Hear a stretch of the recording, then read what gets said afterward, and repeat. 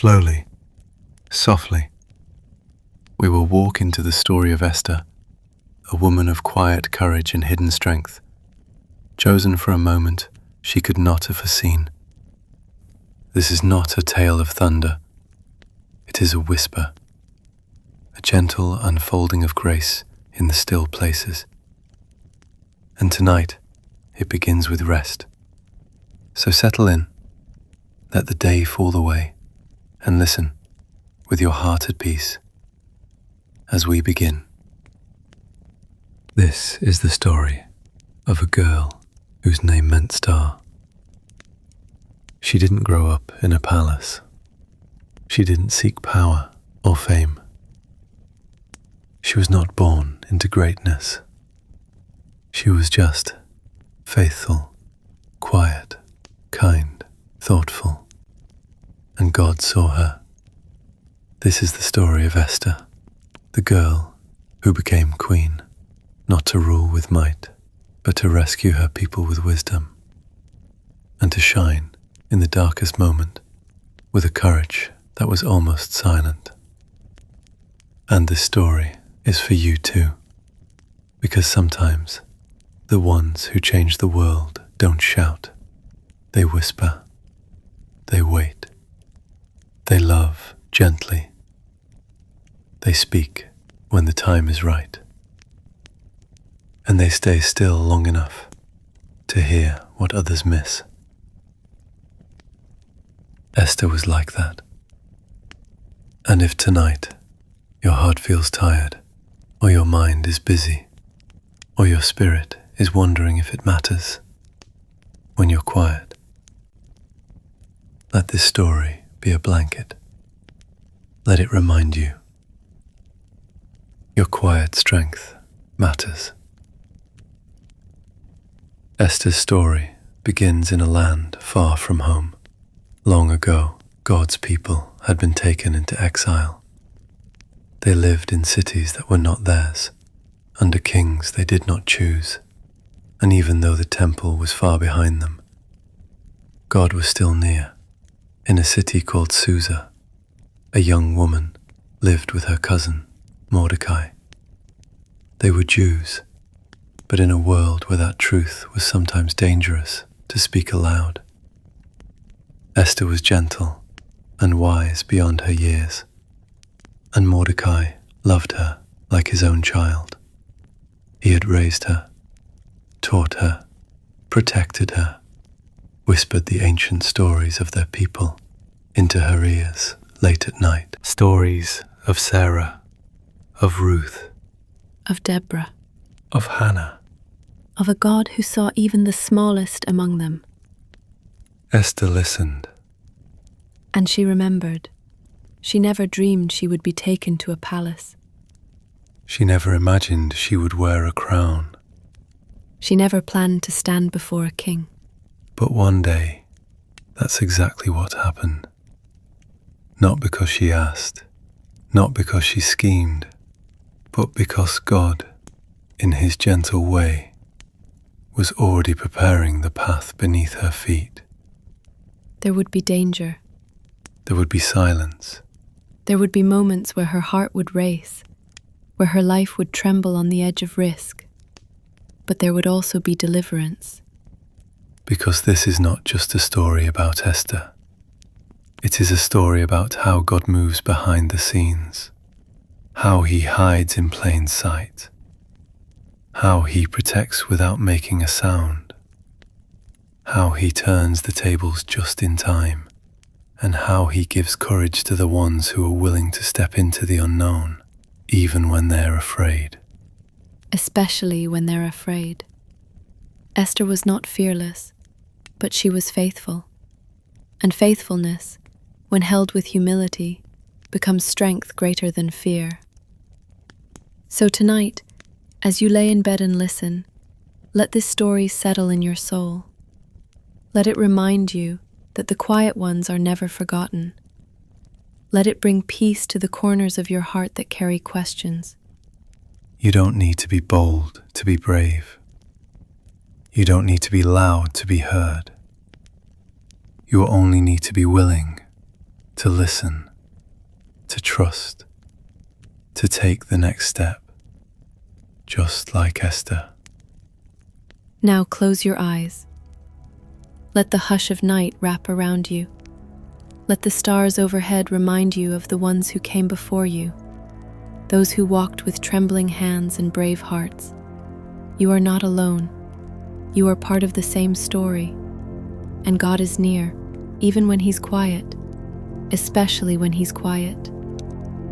We begin now, in the palace of a king, and the footsteps of a girl who never expected a crown. With the hush of night still around us, and Esther waiting quietly in the distance, we first enter the palace of a powerful king, where a queen is about to fall, and a hidden crown begins its journey toward a young woman no one sees coming.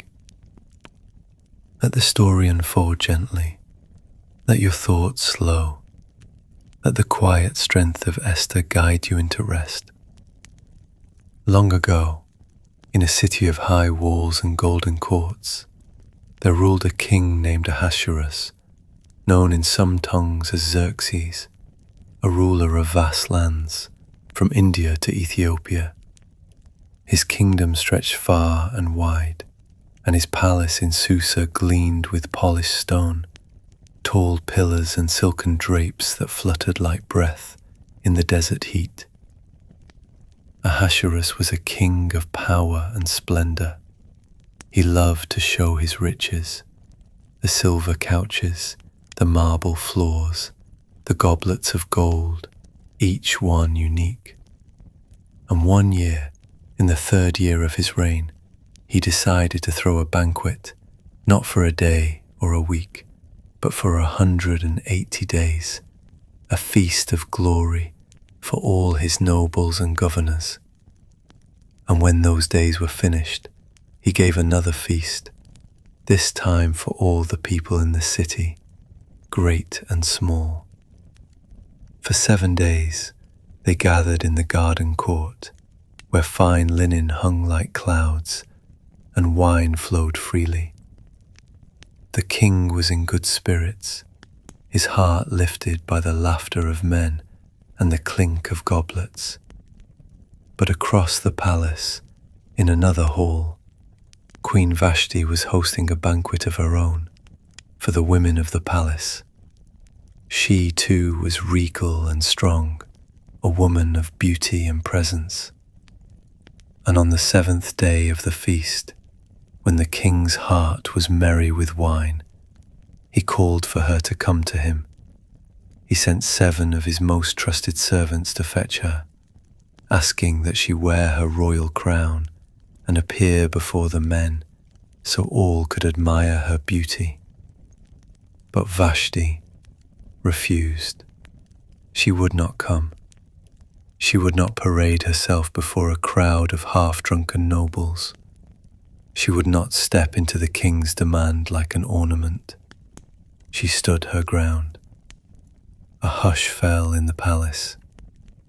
The messengers returned without her, and the king's face changed, his pride wounded in front of princes. He turned to his advisers, who quickly spun her refusal into danger. What Vashti has done will be heard by all the women. They will no longer honor their husbands. A decree must be issued. And so it was. Queen Vashti was removed, banished from the king's presence, her crown taken, her name silenced. The banquet ended. Time passed, and the king's anger softened, replaced by a quiet longing. He remembered Vashti, not just her beauty, but her strength. And though he would not call her back, something in him missed her.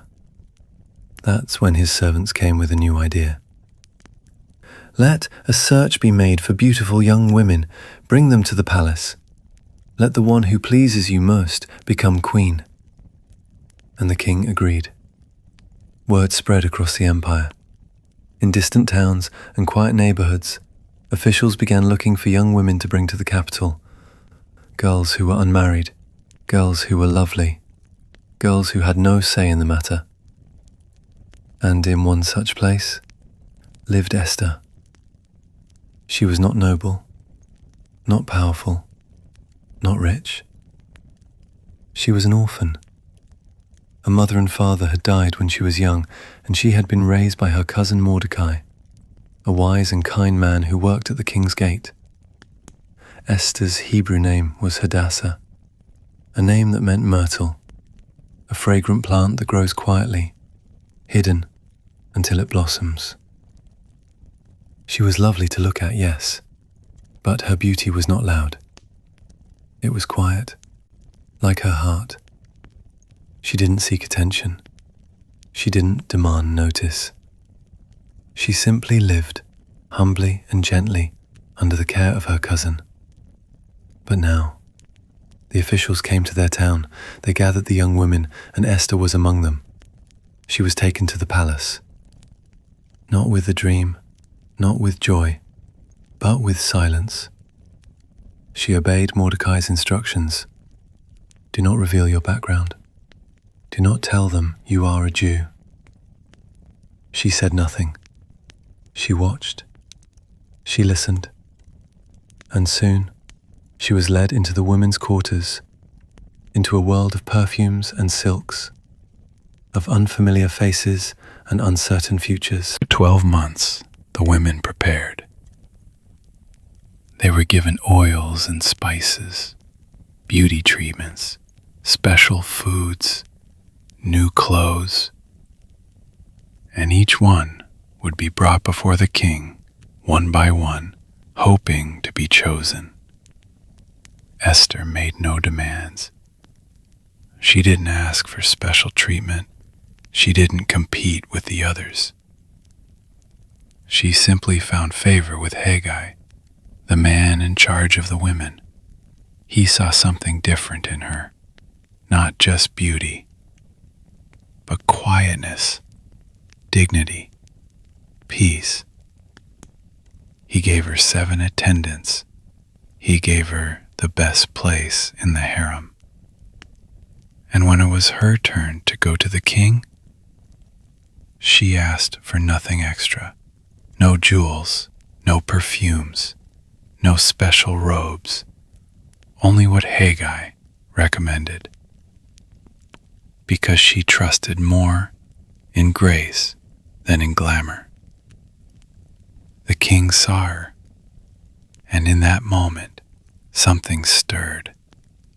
He looked into her eyes and saw more than appearance. He saw softness, gentleness, wisdom without pride. And he placed the crown upon her head. Esther became queen. The doors closed behind her.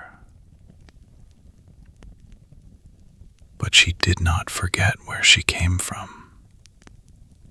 She continued to listen to Mordecai's guidance. She remained steady, still, kind. She had not chosen the crown, but she wore it with humility. And for a time, all was quiet. Peace settled in the palace. But outside, something dark began to rise. A man named Haman, and with him, a danger that would reach all the people Esther loved. But that part of the story is for the next night. For now, rest, close your eyes, and remember Esther. She didn't chase the throne. She didn't rise by force. She simply walked through the doors that opened. With courage, with silence, and with the grace of one who knew that even in hidden places, God was near. The palace in Susa was full of gold and song. But not every corner of it was filled with peace. Beyond the polished floors and delicate gardens, beyond the feasts and silks, sat a man named Haman, a noble of great ambition, newly promoted by King Ahasuerus to the highest position in the court. Everyone bowed to Haman. It was the king's command. Wherever Haman walked, whether through palace halls or among city gates, men lowered themselves before him, honoring the weight of his title, the breadth of his power. Everyone, except one. Mordecai, Esther's cousin, the man who had raised her, loved her, taught her the sacred ways of their people. Mordecai sat at the king's gate, an official of some kind, not high, but not small. And each time Haman passed, Mordecai remained still. He did not rise. He did not bow. He did not honor a man who used power like a sword. At first, the servants at the gate simply whispered about it.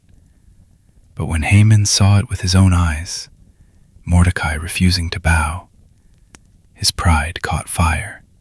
His anger boiled. At first, he wanted to punish Mordecai alone. But then, he found out who Mordecai was. He found out he was a Jew. And Haman decided to destroy all the Jews throughout the kingdom. Men, women, children. He wanted them erased. Not just in Susa, but in every province from east to west. It was not just hatred. It was evil. So Haman went to the king. He spoke carefully, like a snake in silk. "There is a people scattered throughout your kingdom," he said. "They live by different laws.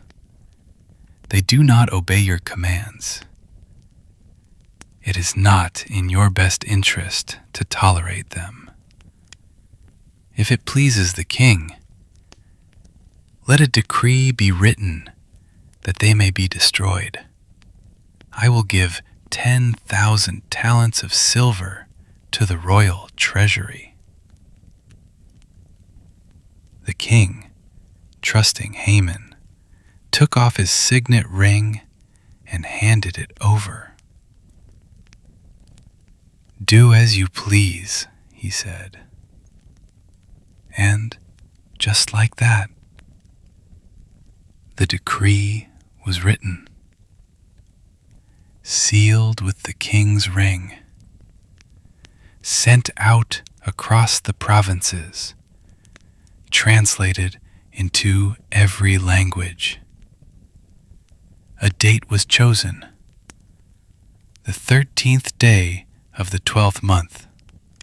On that day, the people of Persia were given legal permission to kill every Jew they found and to take their property as spoil.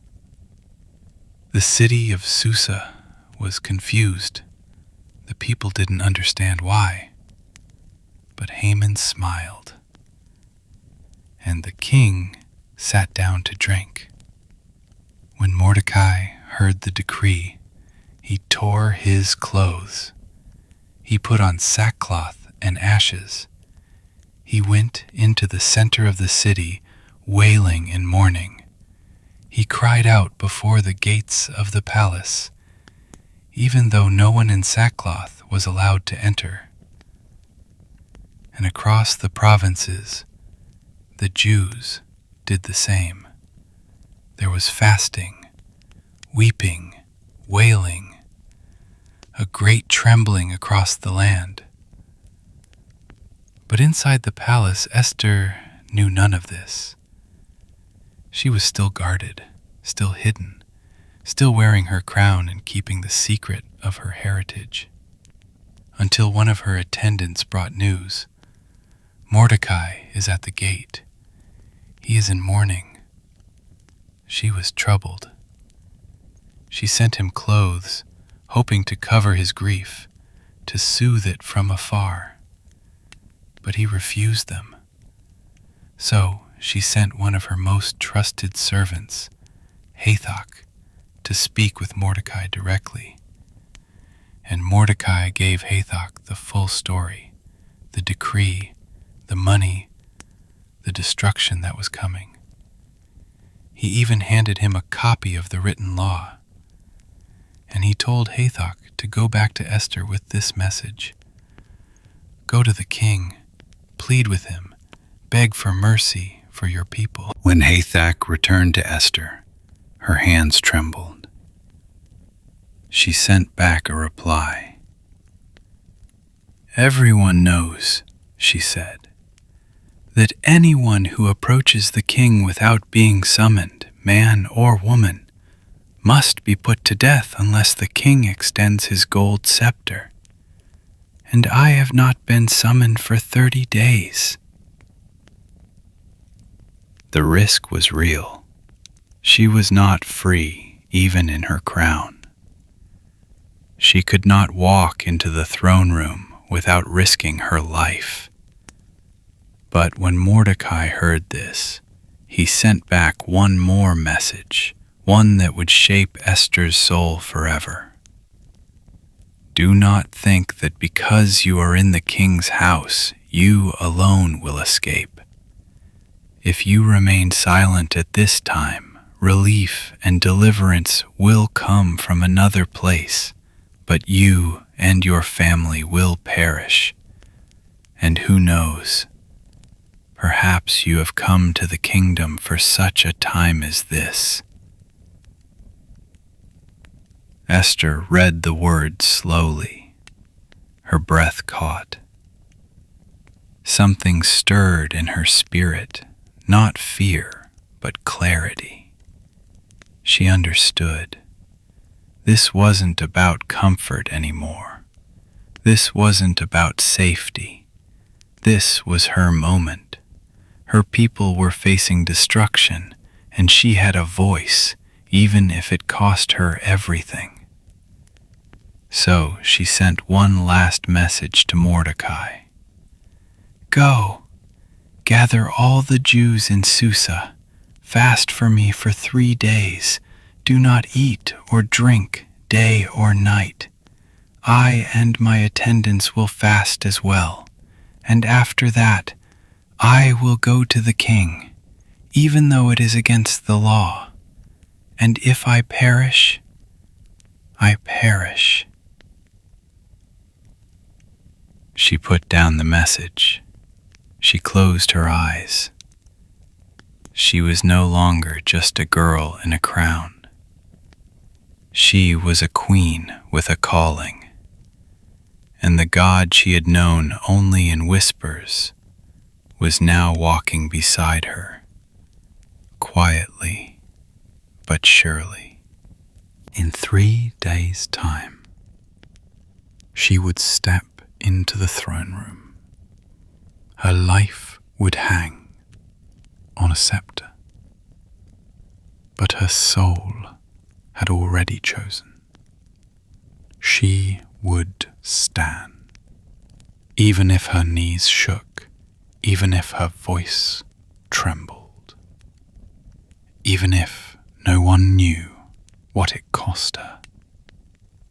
Because sometimes courage doesn't roar. Sometimes it just shows up. Esther would go. She would speak. She would trust that the God who had hidden her in the palace would now shine through her. And so the city waited, and so did the stars, because one woman had chosen to risk everything for her people, for her faith, for such a time as this. The candles are low, the stars still shine, and Esther, faithful and trembling, has just made her decision.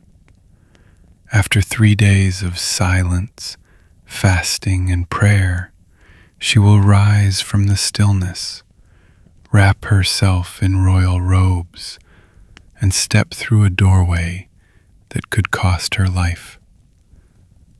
But in that moment, heaven is near. So now, stay soft and still. Let your breath slow. Let your mind rest. And let us walk with Esther into the palace and into courage. 3 days passed. No food, no drink, only fasting, only stillness, only quiet prayers rising like incense from every Jewish home in the city of Susa. Esther waited in her chambers, wrapped in silence, her heart steadying. She did not sleep much, nor did she speak often, but her eyes remained open. She listened. She remembered Mordecai's words, words that echoed softly in her soul. Who knows if you have come to the kingdom for such a time as this? And when the 3rd day came, she rose, slowly, without trembling. She bathed. She anointed her skin with oil. She dressed not in the robes of mourning, but in her finest royal garments, the ones woven with silver threads, the ones that flowed like still water when she walked. Her attendants looked on, hushed. No one said a word. She stepped out of her room, out of the women's quarters, down the quiet corridors that led to the king's inner court. And there she stood, just beyond the throne room. No summons had come, no words had been spoken, but she was there, and so was the king. King Ahasuerus sat upon his throne, facing the great entrance, dressed in robes of crimson and gold. His eyes settled somewhere far away, and then he saw her, Esther, graceful, still, silent. His eyes narrowed for only a moment, and then he reached for the gold scepter in his hand and extended it toward her. The court breathed again. Esther stepped forward, her slippers quiet on the stone floor. She reached out, touched the tip of the scepter, and bowed low. "What is it, Queen Esther?" the king asked gently. "What is your request? Even up to half the kingdom, it will be given to you." But Esther, wise and calm, did not speak all at once. She did not rush.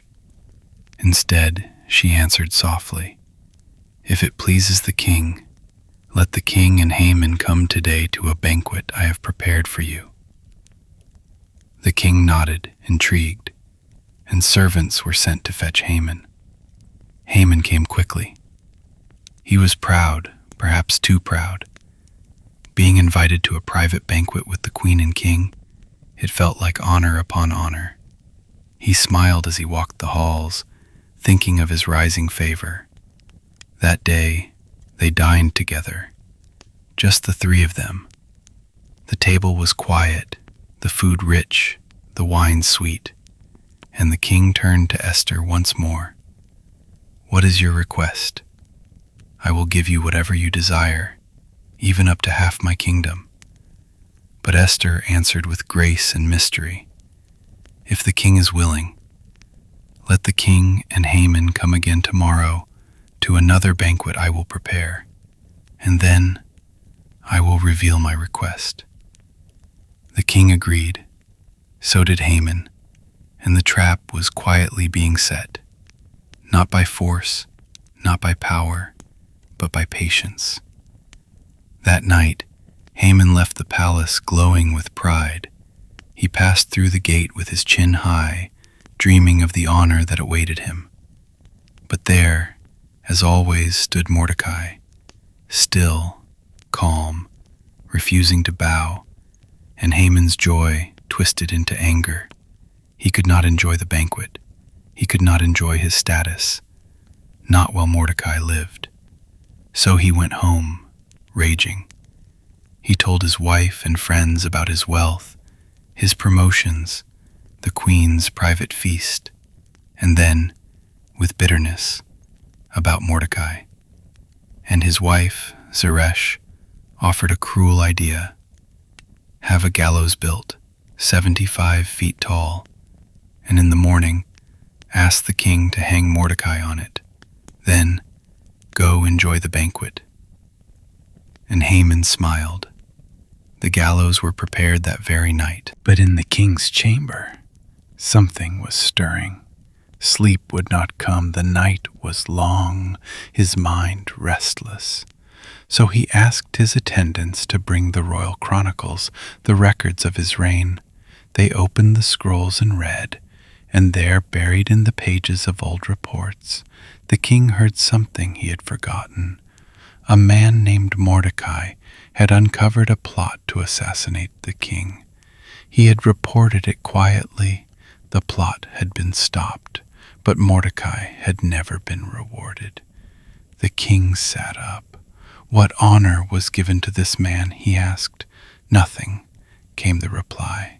And just as the sun was rising, Haman entered the court, ready to ask for Mordecai's death. But before he could speak, the king called to him, what should be done for the man the king delights to honor? And Haman, assuming the king meant him, said eagerly, let him be dressed in royal robes the king has worn. Let him ride the king's own horse, and let a noble official lead him through the city, shouting, this is what is done for the man the king delights to honor. And the king smiled, excellent, go at once, do all you have said, for Mordecai the Jew, who sits at the gate. Haman's heart stopped, but he obeyed. That morning, with robes he had hoped to wear himself, Haman led Mordecai through the streets of Susa, shouting the words he had written. This is what is done for the man the king delights to honor. And his pride cracked, he returned home humiliated. And as he sank into shame, messengers arrived. It's time, they said.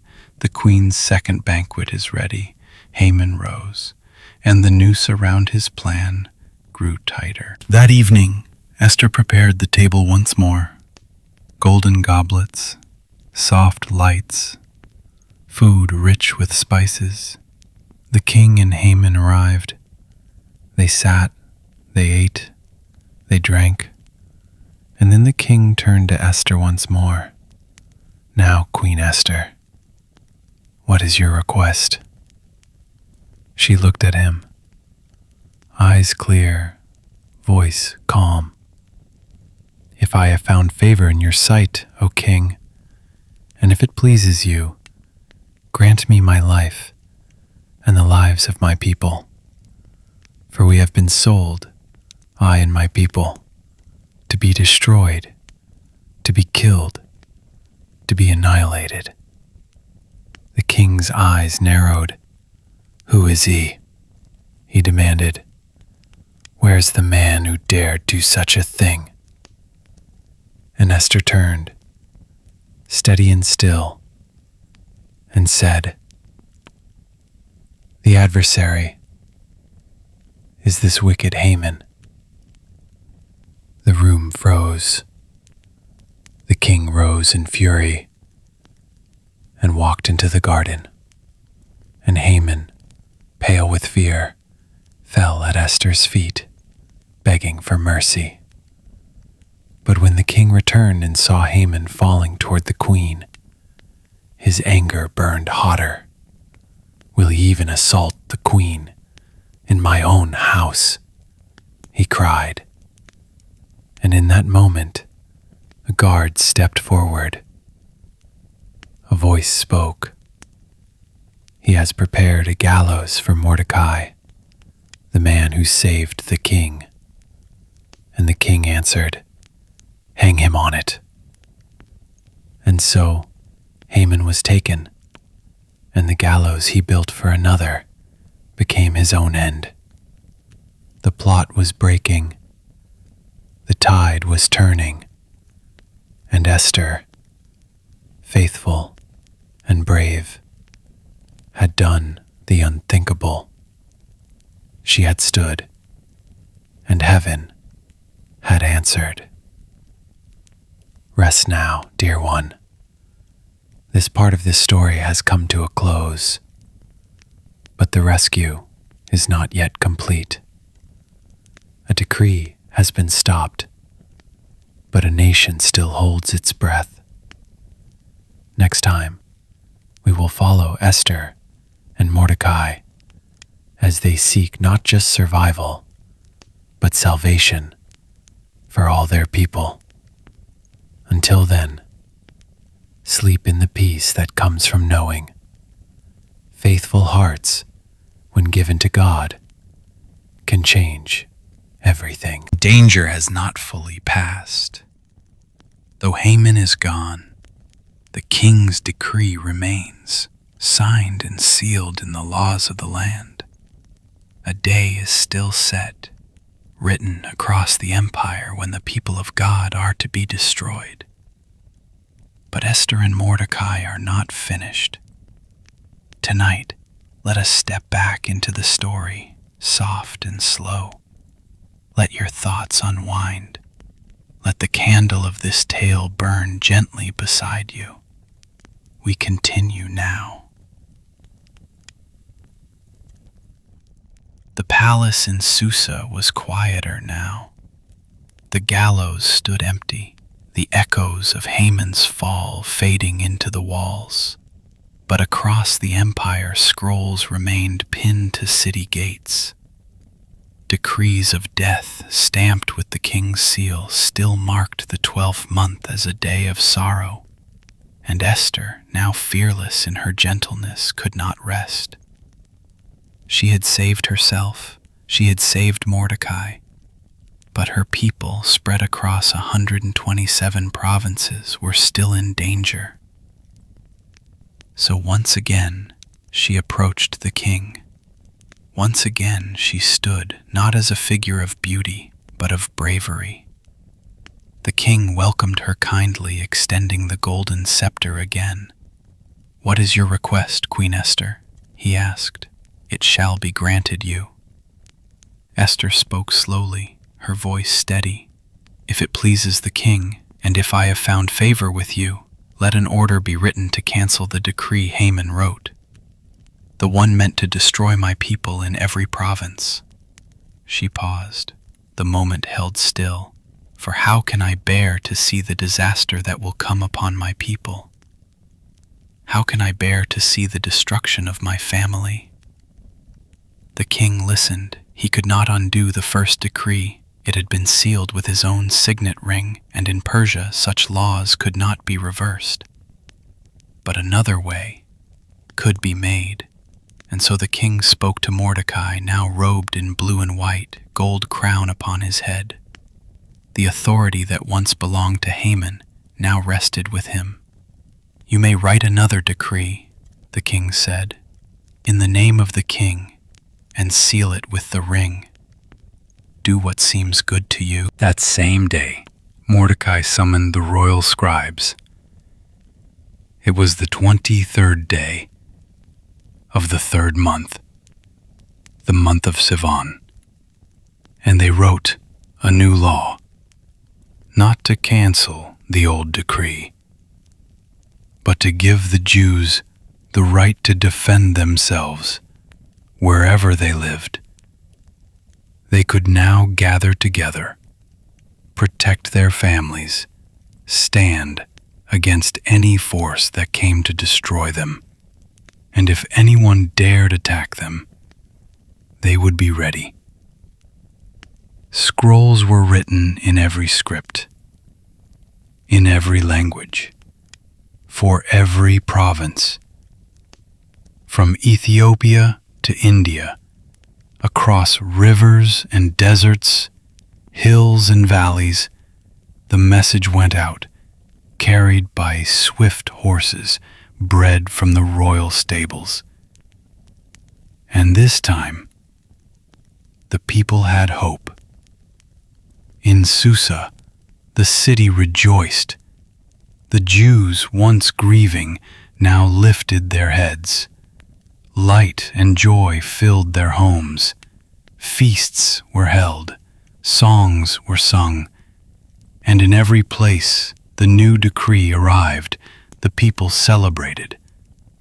Even among the nations, many began to honor the God of the Jews, seeing how he had protected his people, how he had raised up a quiet queen and a faithful cousin.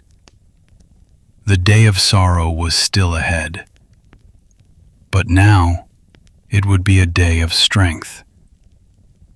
And when the 12th month finally came, the 13th day of Adar, the enemies of the Jews gathered as they had planned, expecting an easy victory. But the Jews were ready. They stood together, families side by side, in cities and towns across the empire. And no one could stand against them, because the fear of their God had gone before them. And because Mordecai, now second only to the king, was respected throughout the land. Even the governors and officials helped the Jews. No one dared defy them.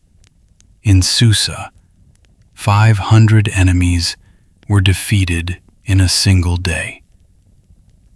Among them were the 10 sons of Haman, sons of pride, raised in hatred, now fallen beside their father's plan.